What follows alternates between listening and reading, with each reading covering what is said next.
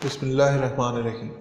پیش خدمت ہے منتخب الحکایات کی 25ویں حکایت۔ ایک کچھوے کو سفر درپیش تھا۔ اس کو جستجو ہوئی کہ کوئی ساتھی ملے تو سفر کرو۔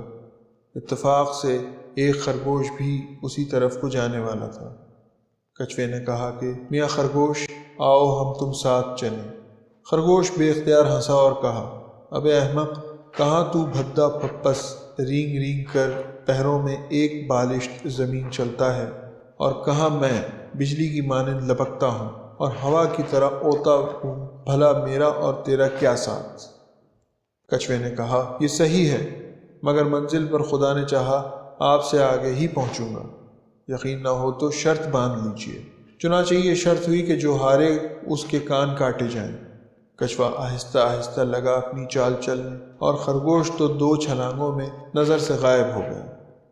تھوڑی دور آگے جا کر خرگوش نے سوچا کہ جتنا میں چل چکا ہوں، شام تک تو کچھوے کو یہاں آنا مشکل ہے، جلدی کیوں کروں، لاؤ سو رہوں۔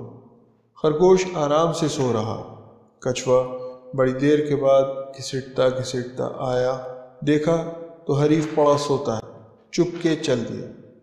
بڑی رات گئے، خرگوش جاگا تو کچھوا نظر نہ آیا۔ آپ ہی آپ کہنے لگا، اللہ رے، سست قدم میاں کچھوے اب تک تشریف نہیں لائے۔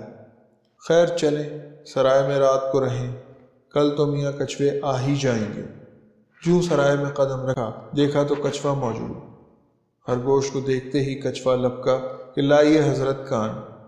خرگوش دم دبا کر ایسا بھاگا کہ آج تک کانوں کے ڈر کے مارے بھاگا بھاگا پھرتا ہے۔